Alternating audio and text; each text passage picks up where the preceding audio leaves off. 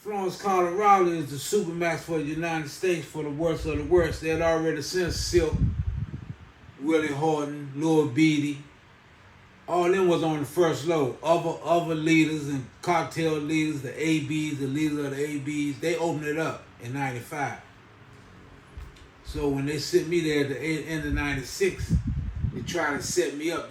They moved a Puerto Rican dude out of the cell to put me on the tier with Barry Mills, the leader of the Arab Brotherhood. They tried to set me up, put me right up there. But I'm next door to OBO. OBO was on the tier with me and our homie Gizmo. My cousin David Ford, Big Murphy, they was on the other side. So everybody knew I was there. They hollered over the went wall and told Silk and the little Zulu, fly here, man. So, quite naturally, we're gonna be jumping now. But they tried to set me up, but the white dude, Barry Mills, who was the leader of the ABs, told me when we went outside, he said, they're up in the window watching, the goon squad, they got shields and everything. They're waiting to see if you're gonna attack me or if I'm gonna attack you. All police, see, they used to instigate these wars. In 1977, Lewisburg sent me to McNeil Island for a situation. And McNeil Island was in Stellacone, Washington. It was a prison in the middle of the water. You got to get there by a tugboat. The prison was really in the middle of the water. They got a lot of hideouts there. Guys like the Freeway Phantom and high profile guys that's rats, toting on people. So back then you had to be 25 or 26 to be in a USP, because it wasn't the 7 USPs. I'm like 24. But they'll sign a waiver if you're real aggressive. So they sent me to McNeil Island, and they kept me in the whole 4 months because they said they were scared to let me out.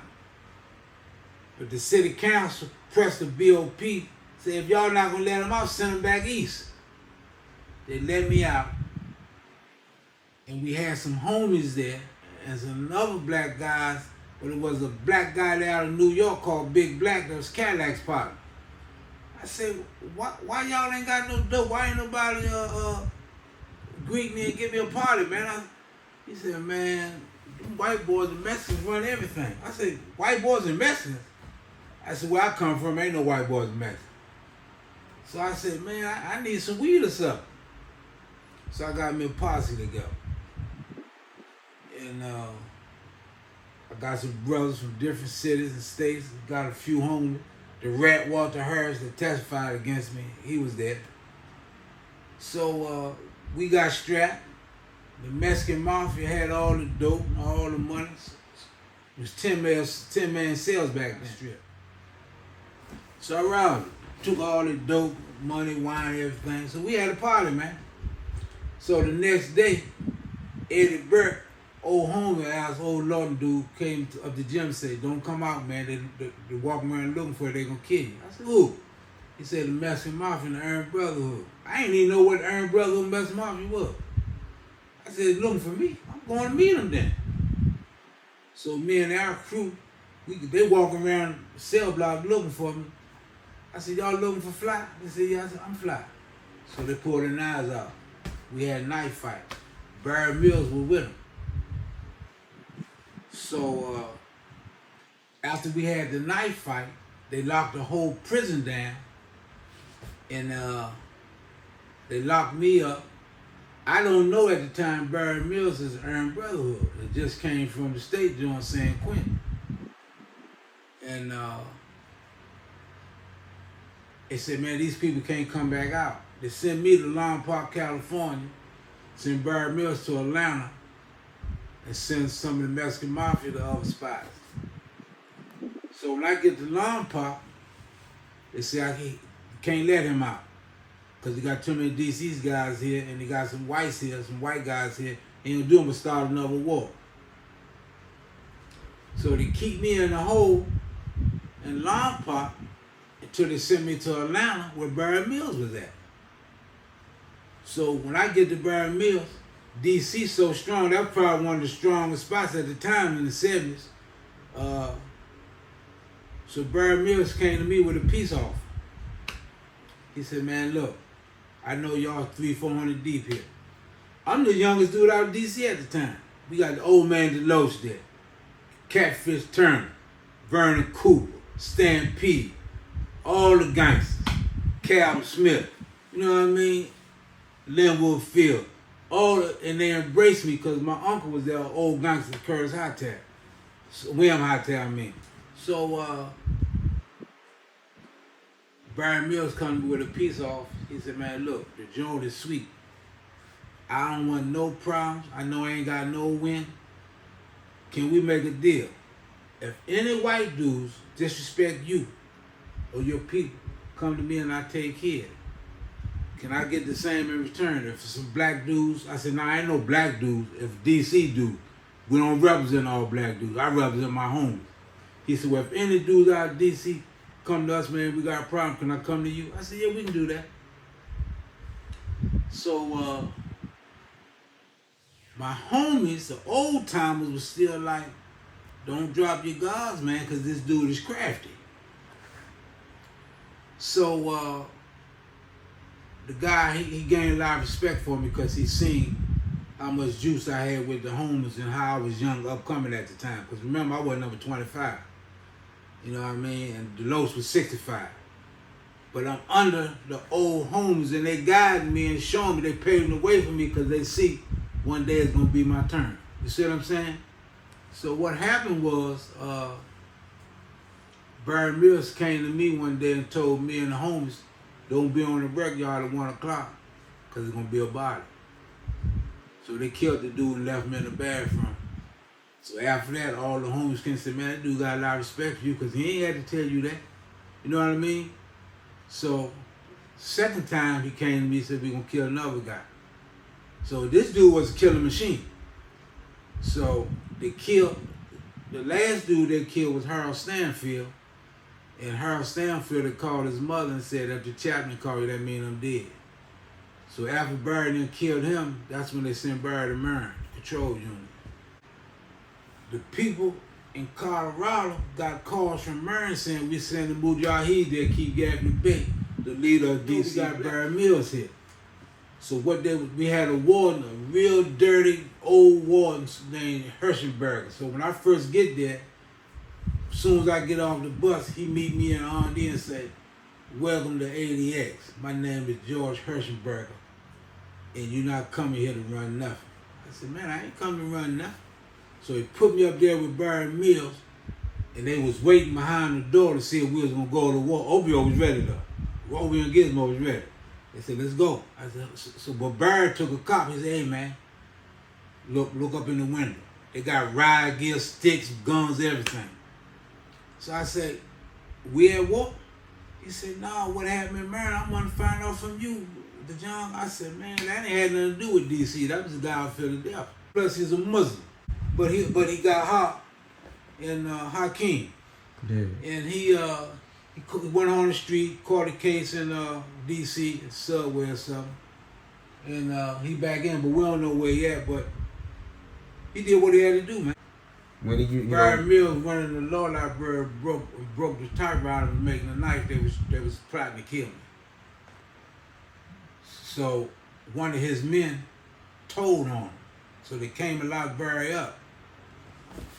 So when they locked Barry up, they sent word to Lewisburg, to his second in command, Big Al, that I was there. So they say, is the war back on? Because I thought the DC war after Cadillac was squashed. They said it's back on, fly back in the system. So they stabbed Titus, killed John the Bay, and killed Brother Salon at home. So the Justice Department sent word to ADX, say, go lock Mujahid and Wayne Perry up. So they put us in the hole so we wouldn't slaughter nobody else. And building specifically designed to hold people from the general population. The general population, you get rid you come out your cell how much? 3 to 4 times a week for an hour and a half. And when you in the hole, what are your liberties? You might not get no rest. You might not get no rest. You might not eat. You might get whipped. You know what I mean? You might get tied to a bed and handcuffed. You might get gassed. And I thought, like, you know, I saw pictures of ADX and it has like dog cages, so the equivalent of. They didn't put the dog cages in until we had the 2 murders. At first, the whole range used to come out. When they popped the door, they popped everybody's door. If you was too scared to come out, you had to go to check in somewhere. But after we had the first murder, we was all right. And then the second murder was our homie, Dominique. And after that, we had a black warden. He said, from now on, we're putting dog cages up. Everybody come out in a single cage. After we had the second murder, which is pissy, dirty, stinking cages. It's like a dog cage. And but back to they locking me in Silk up is because the Bureau of Prison said if anybody gonna put in some work for Titus, because Titus is Silk's man and my son-in-law. John the Bay and them was old buddies of mine from Lawton. And they slaughtered them. They slaughtered them, man, as retaliation for what happened to Marion. So the Justice Department said we tired of these ABs. We're gonna take Barry Mills, TD, his second in command, Snell, Chris. We're gonna try to get him the death penalty for all these murders. At their murders trial, where they tried to get him the death penalty, number one target was Fly. Barry and all the leaders said, we have to kill the dude Fly. That's in black and white, it's in the indictments, in the transcript. So then the ADX tried to set me up, trying to see if I was gonna order a murder so they can give me the death penalty. But we short-stopped it. And after their murder trial where they beat the death penalty, they came back to ADX, and by the prison being locked down at the time, everything got stagnated. Everything's at a standstill. You know what I mean? But, you know, it's on site. We made a pact. Me, Silk, and certain homes, Zulu, we made a pact. If any white dudes come on the till with us or we catch anybody in the program, you gotta crush them. If you ain't with us, don't come around us. So, you had a lot of homies snitching, getting on the phones, telling their family, knowing the people, listen, Mom, Dad, Flying Silk talking about we can't come around them if we don't do this. We don't know nothing about no Cadillac. That stuff happened before we was born. We don't know what I mean? So all that is doing is putting more heat on us and putting more memorandums in our jacket that we keeping the war going on. All the time it's more heat on me because now the government and the prison is saying, Fly trying to keep this war going on. So one time they put me in a unit by myself and wouldn't put no blacks around me for 3 years. Nobody out of DC, no blacks. They try to separate me from everybody. And eventually when the warden changed, I just had to be ready to die or kill something. So did anybody try anything? Did anybody try to bring a move, cite a move? They used to try to get guys to come out on y'all with them and say, man, if you kill him, we got something for you.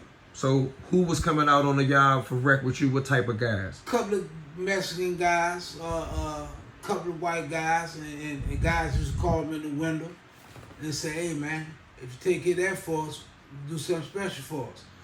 But we got a homie with my old partner Joe James, a cold-blooded killer. And Joe's with me every day. Joe said, they don't want this. Joe ain't doing no fighting, talking, compromise. Joe killing. And he the one killed the police in Lawton, left him on the train track, got life for killing the police on the hill. And was on the murder beef with Dave Ford and Titus, Antonio Jones, and Larimer. And Joe was well known, silent, don't do no talking, don't mess with nobody but homies. But it's a cold. He was on the range with you? Yeah, he was next door to me. That was my partner. Oh nah, I thought it was nobody with you. I'm talking about before they put me by myself. What By type that of time people? it was single cages. I couldn't get to nobody. That was after the murders. Yeah, at this time everybody go out with single cages, right? You know, they did self-death. But before the cages, you know, they used to try to get guys to move on me or Joe or Silk, you know. but you were able to communicate with other homies in ADX via vent, via something else. Through the vent, through the drains. So they could check on you, make sure you was all right. Yeah, they checked on me. We sent word, hollered over the wall. You can holler over the wall. You can be in ADX 25 years and might not never see nobody. Because you can't see nothing but the sky when you come off a wreck. But you can still communicate and hear. You can holler over the wall. If I know what time his wreck period come out in his unit, and my wreck come out at the same time, I'll holler, Eon, y'all all right over there? Okay. Who over there with you? Y'all doing all right? Sometimes you really see somebody. If Eon wind up in the hole, same time in the hole, what's Zulu doing? How Dominique doing? You know what I mean? What's Silk at? You know what I mean? So then if a new homie come in from another USP, we get the information on what's going on with the homies in the other USPs and who got killed, what's happening on the street, who just got locked up, who up to jail. Because we don't get no information. Because you can't say nothing on the phone for 15 minutes. You can't mention nothing because they'll cut it off. Okay. Yeah, you know, we get less phone calls than other USPs. We don't get the same type of commissary that other USPs get. Restricted mail. You might write me, they might hold my mail for 90 days. If I call you and I say something, they think I'm talking to code, they'll cut the phone off and put me on phone restriction. So, the junk is a madhouse. It's a human warehouse where you are sent to stay there till you die. The whole of ADX, the whole campus. The whole ADX is designed to keep you there till you die or to break you mentally. You got some guys that come there later on, they on medication. Nick, him and Zulu stayed together for years. What unit is this? We was in G, at the whole Z. They sent him back to G with Zulu and Hoover and them. Sent me to F with Dominique and a couple other homies. And it just was a tense situation because, you know, man, we was tore up about losing our homies and Titus getting butchered. If Big Reds don't run the shit, I say Titus there to kill him.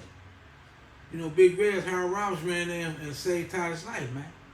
So it's all throughout the federal system what's going on, but by ADX being the center of everybody who supposed to be shot callers and who supposed to be the prime suspects for whatever gonna happen, you know. And so it's communication by way of how we can get word. Was that incorrect? Hoover rumbled with the DC dudes, and all the GDs over the country couldn't believe it because this dude got so much power, he ain't gotta lift a finger. All he gotta do is point. And after that, Wayne Perry, Zulu, Willie Horn, all of them said, from now on, Larry Hoover's allies with DC. If anybody touched Larry Hoover, they got to deal with us. So we became like one. Because they tried to tell Larry Hoover, you ain't got nothing to do with it. He said, I'm black. I'm with DC. Y'all crackers gonna tell me what I got to do and what I'm not to get involved with. So after that, we had a pact. And me and Silk loved him to death. He liked my brother. Silk called him the old man.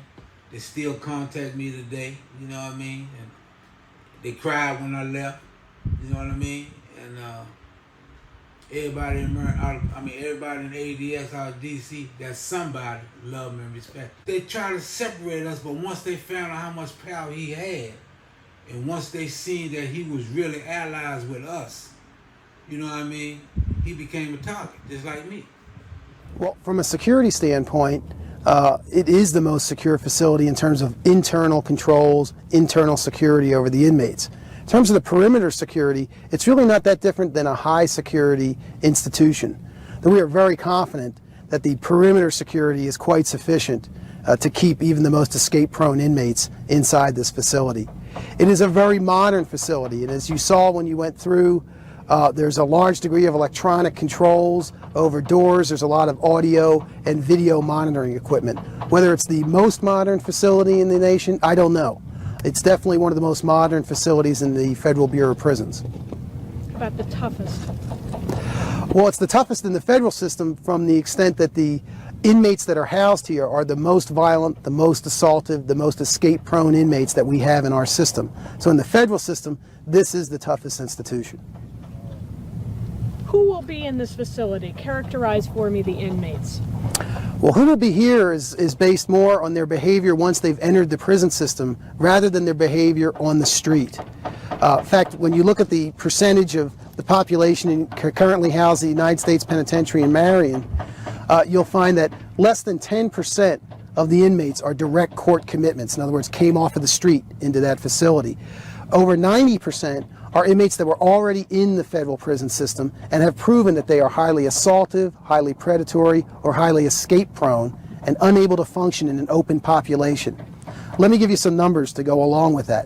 When you look at the current profile of inmates at Marion, over 70% of them have been involved in multiple or serious assaults on inmate or staff. Over 43% have been involved in murder, either inside the federal prison system or in the community, and over 45% have either escaped from another institution or attempted escape.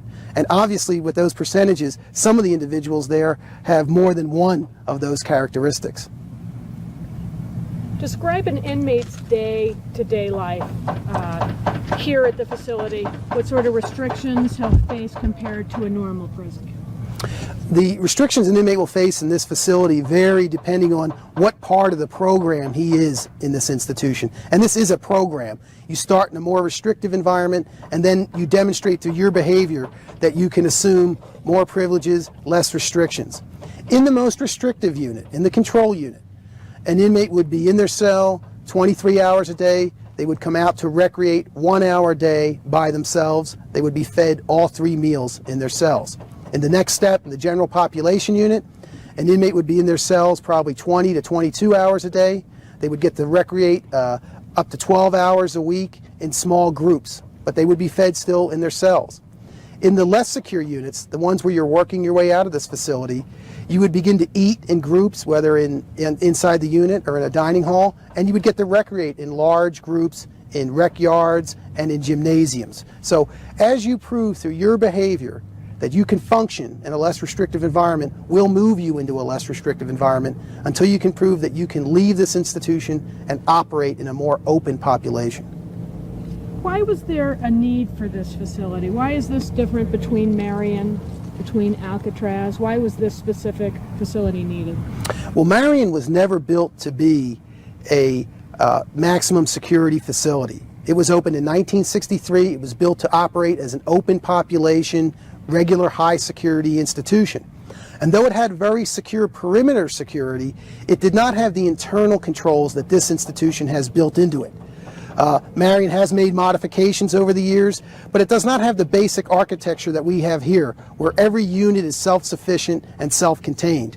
Marion is also 30 years old, and as a result needs a fair amount of renovation. And in fact, when we begin to transfer the inmates out of Marion, we'll do over $15 million worth of renovation in Marion. How do you balance the need for strong security with the need for humane treatment of inmates? Well, we think we provide a good balance here between security and a humane environment. One of the things that we've seen over the years by operating a maximum security facility is that by congregating all of the most assaultive, most violent inmates, we make the environment and all the other 75 facilities we operate more safe and more humane. In other words, we take in essence the bad eggs out of those other facilities and allow the inmates that are in those more open populations a greater degree of safety and security than they would normally have. But we think we provide here with a variety of religious, education, recreational programs, through contacts with visitors and contacts with staff, we provide an environment that balances both the security needs of these inmates and a level of safety and humanity also. Are you concerned with having so many of the worst of the inmates here under one roof? No, we're not concerned with that at all. Our experience has been that congregating the most secure inmates, those that are the most violent, is a much better management tool than dispersing them throughout the system. It enhances the safety and security of all our facilities in addition to this one.